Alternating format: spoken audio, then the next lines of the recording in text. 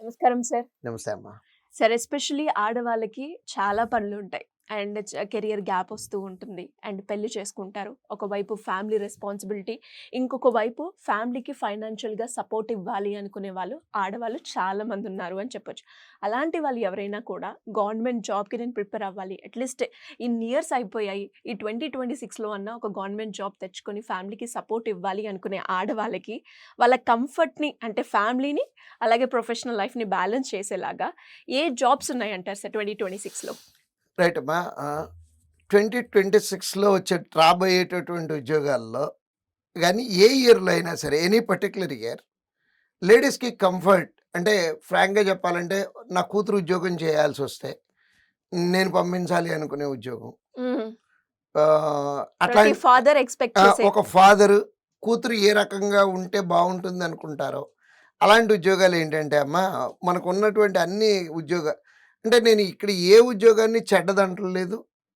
మనకి మనకి అవకాశం ఉన్నప్పుడు ఈ 10,000 ఉన్నప్పుడు వీటిలో ఒకటి చూజ్ చేసుకోండి అంటే ఏదో ఒకటి. అట్లా కాకుండా వీటిల్లో ఏదో ఒకటి చూజ్ చేసుకోండి అంటే ఆపర్చునిటీ లేదు కాబట్టి ఇదే చూజ్ చేస్తాము. ఎస్ఎస్సి, రైల్వే, బ్యాంక్ ఈ 3 సెక్టార్‌ల్లోనూ కన్నా కూడా ఇన్సూరెన్స్ సెక్టార్‌లో చాలా బాగుంటాయి అమ్మ ఉద్యోగాలు ఆడవాళ్ళకి. ఆడపిల్లలకి. హుహు. ఎస్పెషల్లీ ఏ రకంగా అంటే హ్మ్. ఆహ్, అంటే నేను ఆడపిల్లల మధ్య పెరిగి వచ్చిన వాడిని. అక్క, చెల్లి, అమ్మ ఇద్దరు, తర్వాత నెక్స్ట్ ఇద్దరు కూతుళ్ళు, భార్య. మెజారిటీ అంటే నా ఇంట్లో ఆడవాళ్ళే మేజర్ ఎక్కువగా. ఆడపిల్లలు. హ్మ్. That to working. అమ్మ వర్కింగ్. ఎంప్లాయీగా వర్క్ చేసింది. అక్క, చెల్లి దే ఆర్ స్టిల్ వర్కింగ్. హ్మ్.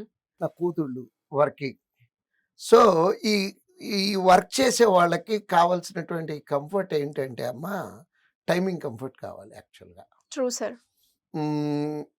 ఎంత సంపాదించినా అంటే నేను ఆడపిల్లల్ని తక్కువ చేసి మాట్లాడట్లేదు.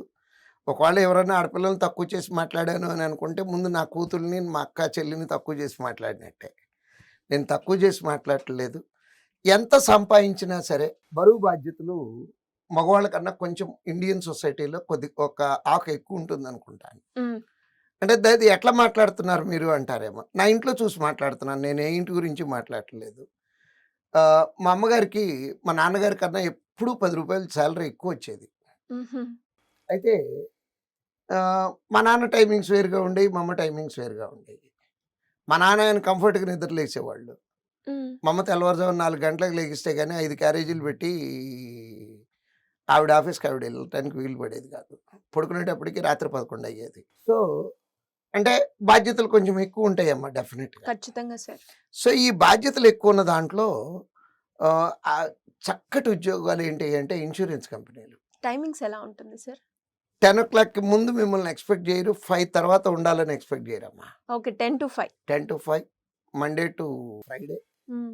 Saturday, Sunday off. Okay. Package విషయానికొస్తే ఎలా ఉంటుంది సార్? యాక్చువల్‌గా ఇప్పుడు మనం bank clerk, insurance clerk comparison తీసుకుంటే ఒక రూ. 1000 ఇన్స్యూరెన్స్‌లోనే ఎక్కువొస్తాయమ్మా. హుహు. ఎలా అడ్వాంటేజ్ అని చెప్పాలంటే అమ్మా, ఇప్పుడు మనం ఇక్కడ ఈ ఈ ఈ ఎపిసోడ్ షూట్ చేసే దాంట్లో 5గురు, 6గురు కనపడుతున్నారు అవును నాకిక్కడ. సార్. ఈ 5, 6గురిలో బ్యాంక్‌కి వెళ్ళని వాళ్ళు ఒక్కళ్ళు కూడా ఉండుండరమ్మా. హ్మ్. ఖచ్చితంగా వెళ్ళాను. బ్యాంక్‌కెళ్లారు కదా! మీరు గ్యారంటీగా ఎళ్లారా? వెళ్ళాను సార్. ఆ! ఎప్పుడన్నా ఇన్స్యూరెన్స్ కంపెనీకెళ్లారా? Have you ever visited a life insurance company? No sir. Even though మీకు పాలిసీ ఉన్నా కూడా లైఫ్ ఇన్స్యూరెన్స్ హ్మ్. కంపెనీకెళ్ళుండరమ్మా. లేదు. 2 వీలర్ ఉంది, 4 వీలర్ ఉంది మీ దగ్గర. ఎప్పుడన్నా మీ ఇన్స్యూరెన్స్ ప్రీమియం కట్టడానికి గాని, ఏదన్నా ఇబ్బందొస్తే క్లెయిమ్ చేయడానికి మీరెప్పుడన్నా ఇన్స్యూరెన్స్ కంపెనీకి వెళ్లారా? లేదు. వెళ్ళలేదు. అంటే కస్టమర్ ఫ్లో తక్కువుంటుందమ్మా. హ్మ్. కస్టమర్ ఫ్లో తక్కువున్న చోట పని 2 చోట్ల ఒకటే అమ్మా. హ్మ్. బ్యాంక్‌లో చేసినా అదే టైము, ఇక్కడ చేసినా అదే టైము.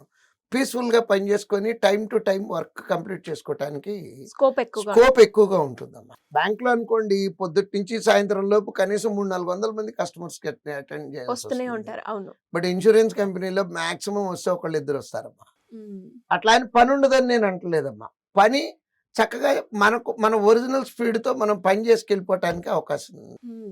సో, టైమ్‌కి వర్క్ కంప్లీట్ చేసుకెళ్ళిపోవటానికి అవకాశం దొరుకుతుంది. దట్టు నేను కూడా ఎల్ఐసిలో ఓ డెవలప్మెంట్ ఆఫీసర్ జాబ్ చేసి ఉన్నాను. నేను అక్కడ చూసేవాడిని. ఓకే. చాలా చక్కటి వాతావరణంలో పని చేసుకోవడానికి అవకాశం ఉంటుందమ్మా. అంటే ఆడపిల్లలకి నేను ఇచ్చే సజెషన్ ఏంటంటే, if you get an opportunity to write an exam of an insurance company, don't miss the opportunity. ఎట్టి పరిస్థితుల్లోనూ అవకాశం మిస్ అవ్వద్దు. కాకపోతే ఏంటంటే ఇన్సూరెన్స్ కంపెనీలో వచ్చే నోటిఫికేషన్స్కి మిగతా వాటికి డిఫరెన్స్. నెంబర్ ఆఫ్ వేకెన్సీలు తక్కువ వస్తాయమ్మా. ఓకే. మళ్ళీ సేమ్ స్టోరీ చెప్పినట్టు ఉంటుంది. మీకెంత మనకు కావాల్సినటువంటిది ఒక ఉద్యోగంతో నోటిఫికేషన్ వస్తుంది. కాన్ఫిడెన్స్తో ప్రిపేర్ అవ్వండి. లైఫ్ మొత్తం కంఫర్టబుల్గా ఉండాలి అంటే ఇప్పుడు కొంచెం కష్టపడదాము. కష్టమని కూడా నేను ఇష్టంతో పనిచేసే పని ఏది కష్టం అవ్వదు. ఇంకొంచెం ఎక్కువ పని చేద్దాము.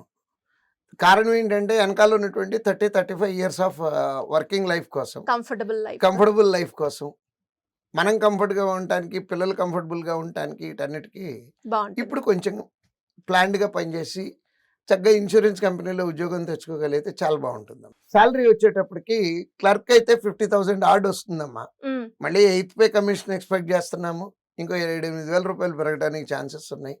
55, 56, 57 అరౌండ్ అబౌట్ 58,000 వరకు వస్తాయమ్మా కమింగ్ ఫ్యూచర్లో.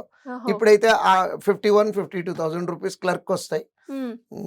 ఏవోకైతే 1,10,000 రూపాయలు వస్తాయమ్మా అడ్మినిస్ట్రేటివ్ ఆఫీసర్ అయితే. గ్రేట్.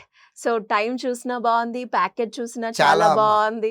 మీరు అన్నట్టుగా ఇటు 2 అంటే ఫ్యామిలీ అలాగే ప్రొఫెషనల్ లైఫ్ ని ఈజీగా బ్యాలెన్స్ చేసుకోవడానికి ఆడవాళ్ళకి చాలా ఎక్కువగా సూటబుల్ అయ్యే జాబ్ అని చెప్పొచ్చు. Anyways great information sir. ఇంకా ఎవరికైనా కూడా అంటే కాంపిటేటివ్ ఎగ్జామ్ ప్రిపేర్ అవ్వాలి అనుకునే వాళ్ళు, ఆడవాళ్ళైనా లేదంటే మగవాళ్ళైనా కూడా శ్రీధర్ సిసిలో జాయిన్ అవ్వాలి అనుకుంటే ప్రొసీజర్ ఏ విధంగా ఉంటుంది? యాక్చువల్గా ఇప్పుడు ఈ వీడియోలో కింద నెంబర్ స్క్రోల్ అవుతుంది కదమ్మా, ఆ నెంబర్ని కాంటాక్ట్ చేస్తే క్రిస్టల్ క్లియర్ ఇన్ఫర్మేషన్ ఇవ్వడం జరుగుతుందమ్మా. వాళ్ళు ఒకవేళ అడిగినటువంటి డౌట్కి ఏదన్నా అక్కడ ఉన్న వాళ్ళకి తెలియకపోతే తెలిసిన వాళ్ళని కాంటాక్ట్ చేసి మళ్ళీ కాల్ బ్యాక్ చేసి మరీ చెప్తామమ్మా. అంత చక్కటి ఫెసిలిటీ ఇస్తాము. Any doubt they can ask the same mobile number అమ్మా. స్క్రోల్ అవుతున్నటువంటి నెంబర్ని కాంటాక్ట్ చేస్తే చక్కటి డీటెయిల్స్ అన్ని ఇస్తామమ్మా. Thank you sir. Thank you so much. Thank you అమ్మా.